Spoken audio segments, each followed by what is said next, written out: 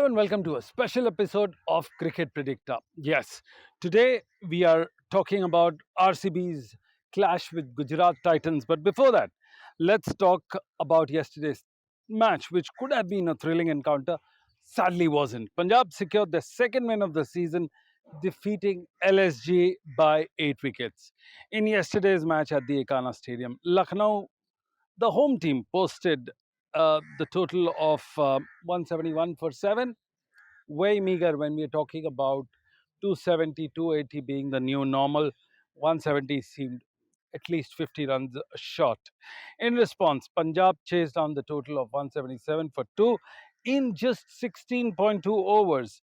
With back to back victories, Punjab has now climbed up the ladder and they are smartly positioned at second spot. Now let's talk about today's clash. The 14th match of the IPL will be played between the Royal Challengers Bangalore, Gujarat Titans today under Rashid Patitar's captaincy. RCB has won two of their matches, while Shubman Gill's Gujarat Titans have won one of their two matches played. Of course, this match will be important for RCB fans who will take on the Gujarat Titans at their home ground for the very first time this season. Let's see what we have in store for us. We've got four of the eminent panelists with us joining us. Paul, I'm sure we've grown up to ABBA, the great music band from Scandinavia. You remember the song Money, Money, Money? I think Rishabh Pant is going through the same bad patch. When you look at the score of 0, 15, and 2, people have started raising question. 27 crores for 0, 15, and 2. Not far off from where Rohit Sharma has put his 0, 8, and 13. What is your view about the money part of it? Yes, well, that's the 27 crore rupee question. Look, I think Rishabh Pant, you know that Rishabh Pant's one of my favourite players. I've said it many times. I think he's a better test player than T20 player, even though he is a fantastic T20 player.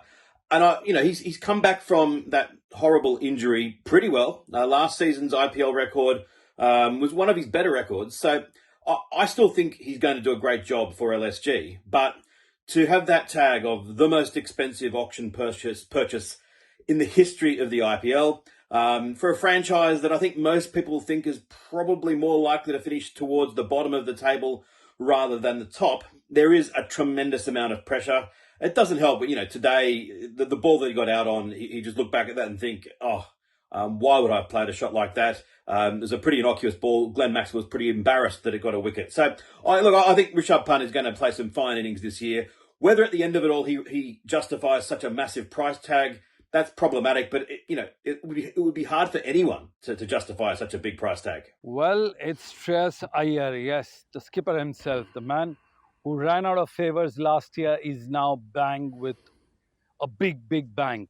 He scored two unbeaten half centuries so far with an amazing and aggressive intent. How relieving is it looking for Punjab Kings' aspiration for their first ever IPL title? Absolutely. What a start for the Punjab Kings. Number 2 on the table, lovely, healthy boost to the net run rate. And, yep, their captain, 2 beautiful innings. The Australians used to say that you target the opposition captain, and especially if he's a batter, and get his form down, you're well on the way to winning a series. Well, the reverse can often be true as well. And it must be a real joy for Ponting to have seen Shreyas come out in those first 2 matches and play so well. Tell you who wouldn't be enjoying it so much would be KKR, seeing them down at the bottom of the table at the moment, after he led them to the title last year. So, great start for Punjab and for Shreyas Iyer. He was probably his best season last year in the IPL, and the way things are going, he might even top it this season. Nicholas Pooran, do you think LSG is over-reliant on this batter? Because the teams have a tendency of relying too much on their big names. Do you think Nicholas Pooran is also in that category? And how much role does Lucknow's top order have in their 2 defeats? Because they hardly contributed. What are your views? Well, I suppose to a certain extent, any side with Nicholas Pooran in it is going to rely on him a lot because he is one of the very best players in the world. I think it's a good decision having him up at number 3 this season rather than in the middle order. There's quite a few not outs last season. You want someone like Pooran facing as many balls as is possible. Of the two losses that they've had this season, I don't think you can blame the top order on the first loss. Pooran was joined by Mitchell Marsh scoring some runs on that game, and it was more just Ashutosh Sharma at the end being incredible. And even last night, I think some of the middle order is probably where the concern is. Badoni got some runs, but wasn't at an extremely quick pace. It was kind of Abdul Samad who really hoisted them up to a total of about 170 odd in the end. So, they've got some decent players, Miller as well, Aidan Markram, and of course Rishabh Pant.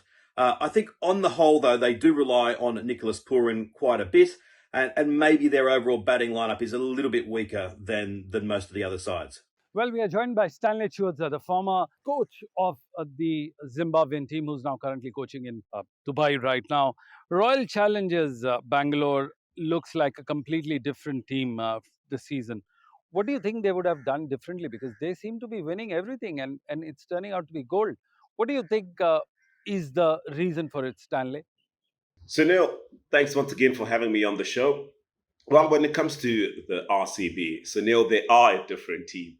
I mean, they've only retained three of their players from last season, and obviously one of the senior statesmen is Virat Kohli. Obviously, there's need to preserve a culture, somebody who knows the style and play of RCB and what they stand for. So obviously, yeah, kudos for at least retaining three. I mean, it's a different team in that they've brought in new players altogether, youngish on that aspect. But what have they done differently from other seasons? I suppose that's the key question. But so far, obviously, they've won two of their first games, and I largely thank that to their bowling. Obviously, the bowling has been a key factor. It's not a hidden thing anymore to say that the RCB can go and score 200 plus runs, but their bowling attack will go for over 200 and still lose the game anyway. That was the main thrust in prior seasons. And now they've gone out, got Bhuvneshwar Kumar, they've got Josh Hazlewood, Liam Livingstone, Suyash Sharma, the likes of Krunal Pandya. And they have been brilliant so far, in getting over KKR, in getting over Chennai Super Kings. I think what you can get, when you have a seamer like Josh Hazlewood, that pace, the control. Yes, he's not well known for his T20 exploits, but he started off well, and he's a very, very economical bowler. And when you've got economy working on your end that piles on the pressure, you may not be the one to take wickets on the day, but what it does is that batsmen then have to make sure they try and capitalize on other bowlers. And that leads other bowlers to taking wickets, But up and above that, what he has gone and done is he's been in the wicket-taking column as well. So obviously it's still early days in the season. Very, very early. It's only two matches that they've played. Today they played their third. So early doors. But look, their bowling seems to be heading in the right direction. Well, you're watching Cricket Predicta. This is Sunil Yashkalra. The show is sponsored by 1xBat and Womeki. More importantly, Stanley, from a coach's perspective, what do you think is going right for RCB considering that they've done back-to-back victories? Sunil, look, it's like I said, it's pretty much a new team in RCB, and I think we're noticing this holistic kind of change across many IPL teams. But as Rajat Patidar, when you get an opportunity to be captain of a team that has a Virat Kohli on the side, surely that should lighten the load itself already. You've got somebody with lots of history, somebody with lots of experience in the game, to lean on, somebody who can actually help you with the captaincy, if as it were. But up and above that, I think the one thing that has really gone well for Rajat Patidar is the fact that when with the bowling aspect, when you do make a bowling change, and that bowling change comes in and performs, either in restricting runs or in getting wickets, which is exactly what has happened for him, And I mean, you couldn't have asked for a better start. Look, tough times will come, And I feel just like a batsman, the real characteristic and composure of the batsman is really tested in matches where you come into bat and you're 60 for 5 down, As a batsman, that's where your real character is shown. He's won 2 matches on the road. Kudos to him. But there will be tougher moments to come in. I think that's where he will really, really get tested. And I think right now he knows, it's too early doors in the season. He knows the history behind RCB. Obviously, those would have given him the opportunity to come in and captain, saying, mate, look, go out there, do what you do best, express yourself, enjoy the game. He's also scoring runs, so that helps. But it's still early doors. Okay, but the one thing that has gone well for RCB, and I'm hoping it sure does continue for the benefit of RCB, is that bowling. They've managed to get 2 teams out that they've played so far cheaply. That helps very much, either in setting or chasing a low total. It's partly because of the bowling attack, and that they've done that very well. Stanley, let's talk about the ground. The average score here is 175. Of course, we're talking about Cricket Predicta. We're talking about stats. We're talking about all the analysis we've done in the last 17 editions. Chinnaswamy, 175 runs is an average. Do you think they're going to breach the wall today and look at 200 runs, the team batting first? So now, whether it becomes a high scoring venue or not, for me, it heavily depends on a couple of factors. A couple of factors for me is the fact that how many batsmen in this whole entire fixture are calling these conditions home. And for me, it's in the RCB squad, it's Rajat Patida, the captain, and Virat Kohli. That whole batting lineup is pretty much brand new. Okay, so how those two go about performing in these conditions is key for RCB. Should they find themselves either batting first or chasing, in terms of whether setting a high total or chasing down a high total, But on the flip side of things, there is a bowler who will be bowling against, or rather, should I say, to Virat Kohli and Rajat Patida, who's calling these conditions home, but he's playing it for the away team.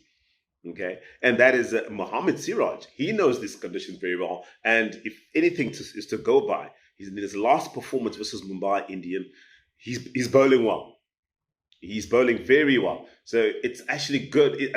I think this actually makes it an even Stevens kind of affair, in the sense that for RCB playing their first match at home with the pretty much a new squad, it kind of puts them on the back foot, because some of the players are not really sure in terms of how to go about it. What is a good total? How do I go about putting an innings together? At what point do I go hard, or do I just go out there and just express myself and hope for things to happen? So obviously these are things that will be playing on the player's mind. Yes, you would have had camps prior to the start of the IPL. The duration, I'm not really sure, but obviously I'm sure it will be longer than 3 weeks. But is that enough time as a batsman to really settle and say, now I'm accustomed to the conditions here at the Chinnaswamy Stadium to really call them home? So yes, I suppose the important part, people at the end of the day, irrespective of the result, will always give reference to the fact that it's a new team. We're playing our first match at home.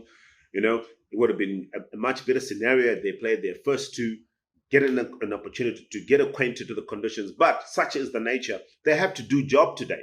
Well, when you talk about RCB, you can't ignore Virat Kohli. He may not be the skipper, but he scored around 3,000 runs in 86 innings at the stadium with an average of 40. Will this be a challenge for him, considering he's yet to score a big addition here and give the smiles onto the RCB fans? Your view, Stanley?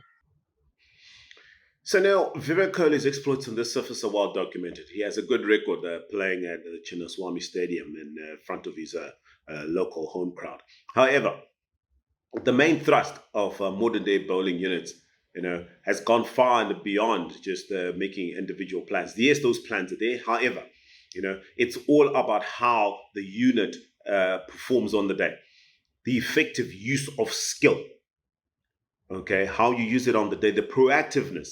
For starters, how you assess the conditions in terms of knowing what to do, what needs to be done. Is there pace on the wicket? Is the ball coming onto the bat? If the ball is coming onto the bat, you need to start taking pace off. And the sooner you do it, the better.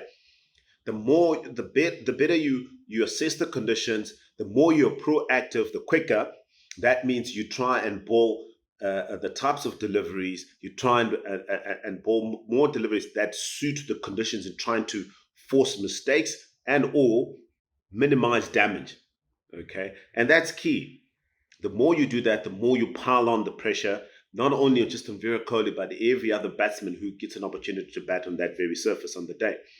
So it goes far and beyond just planning for Virat Kohli. But at the end of the day, the modern day bowling units focus on how well they can execute their skill, bowl as many balls that are difficult to score for the batsman. You make a mistake, players like Virat Kohli, they will make you pay. And like virtually any other batsman on the day. So you could get Virat Kohli out for cheap, but that doesn't mean you can relax. Okay? Any other batsman, if you tend to relax, will make you pay. So at the end of the day, it's about piling on the pressure from ball one to the last ball of the 20th over. That's key. Well, welcome to the show, Christopher Mupofu. For the friends and viewers right now, Christopher Mupofu has been one of the mainstay of the Zimbabwean cricket team. Made his debut under the legendary late Heath streak and is now playing the Legends League all across the world. Welcome to the show.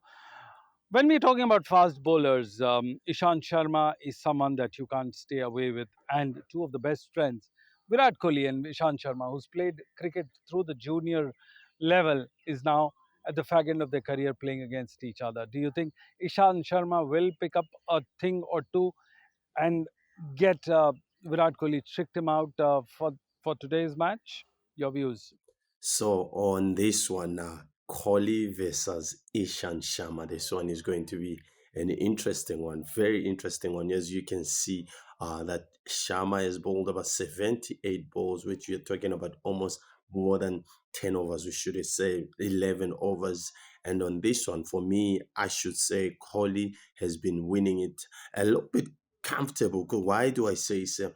He's scored 112 runs in about 78 balls. For me, that's a quite a big stat, and he's only taken him once. He's taken him out once, and that's quite an incredible numbers too when you're talking about numbers. And he's bowled over 30 dot balls out of those 78 70 L balls that he has bowled to Virat Kohli. Yes, there have been quite a lot of dot balls, but when you're looking at there been quite a lot of boundaries. As I say that, when I say boundaries, he's hit him about 12 fours. When you're talking about that 12 fours, that's quite a lot, and five maximums. That's the sixes that he has hit off Ishan Sharma. And when I'm talking about that, he's got a strike rate of 147. That's quite an incredible fit when you're talking about 147, almost 150.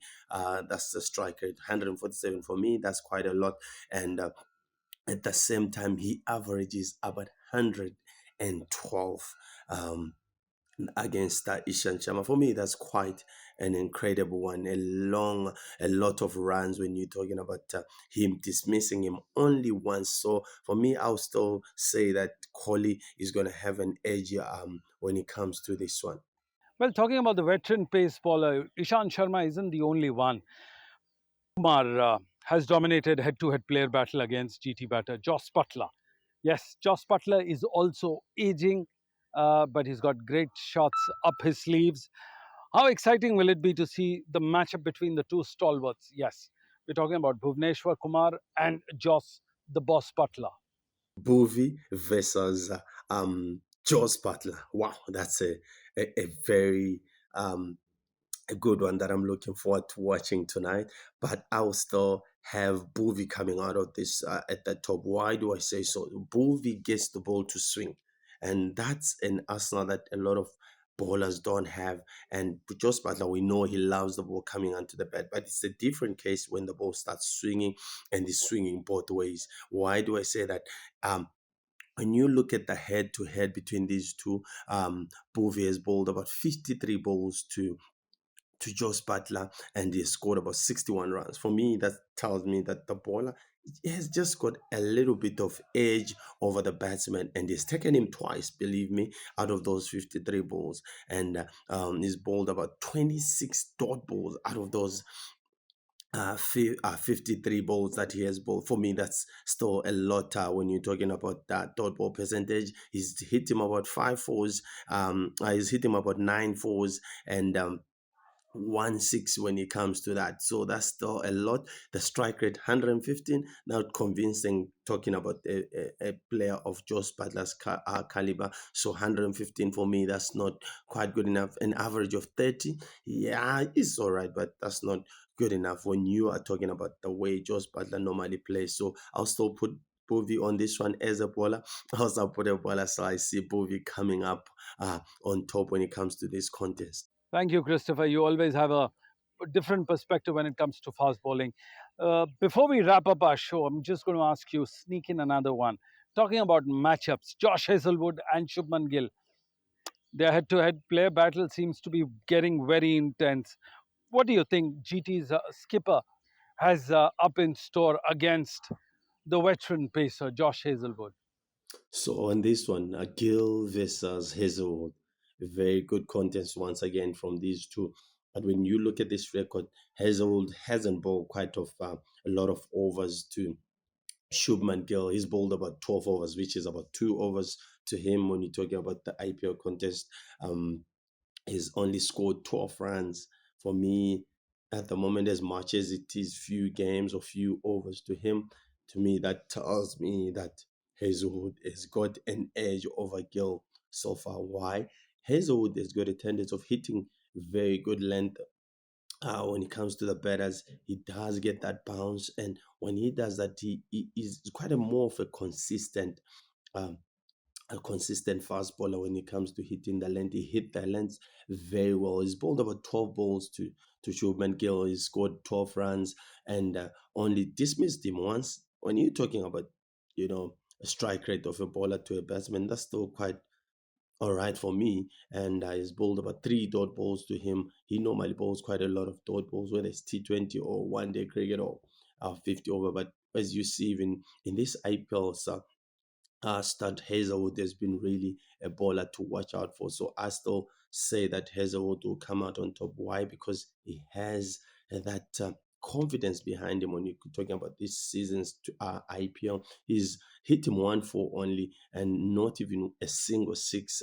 And the strike rate of 100, that's where I come back and say Hazelwood has got that edge, a strike rate of 100 in T20. That's still not quite a lot, and average of only 12. So for me, that's going to be a very good show, a very good contest to watch, and I'm looking forward. But saying that once again, a bowler will come on top, and that will be Hazel. So looking forward to this match, RCB versus GT. Very good match to watch out for. Well, thank you, Stanley. We are joined by the local boy who's played for the IPL Mumbai Indians. Yes, we're talking about CM Gautam, who currently tries his hand in golf. I'm not sure what's his handicap, but he's got an astute mind. Gautam, welcome to the show. 161 IPL matches at the Chinnaswamy Stadium.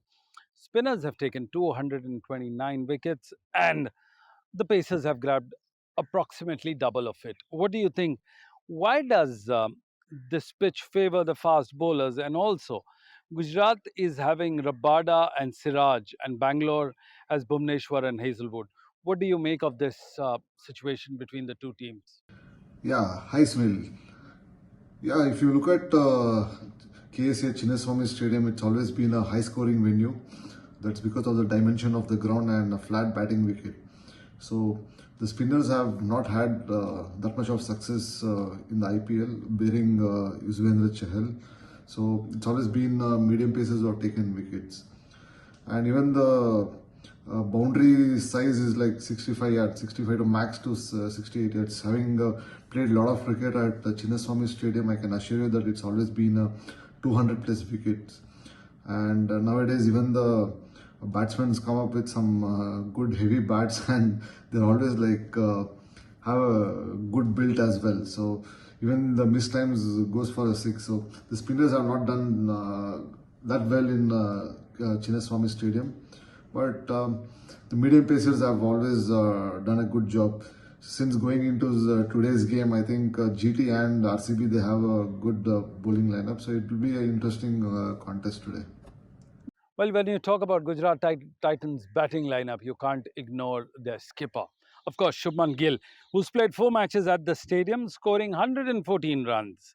With Gujarat coming off a win against five-time champions Mumbai Indians, can Shubman Gill be the biggest threat for RCB? Yeah, Shubman Gill had a very good outing in KSA last time around. Even in the recent Ranji Trophy game, which was held a couple of months back between Karnataka and Punjab, he got a magnificent 100 in the second innings. So it's always been a happy hunting ground for Shubman Gill. Even in the Duel Trophy, he got a lot of runs in KSA. So obviously, when you get 100 or a big score at a venue, when you come back, so you'll be confident. You know the size of the ground and the venue. So I think Shubman will have added advantage coming into today's game. So I expect him to get a big score, and he's been batting well, and he's not got big runs in the tournament so far. So I think this one will be like perfect platform for him to get a big 100 today. Well, there you had it. You had four of the best voices in the game: a coach, a player, a former IPL player, all getting together to talk about the big mystery called IPL, the dugouts, the toss, the pitch, the stats, and the stories behind the stats. Well, this is Sunil Ashkalra signing off from the Marbella Resorts. Don't go anywhere else. We'll be back after a short commercial break. For more such videos, subscribe to the Newsx YouTube channel, hit the bell icon.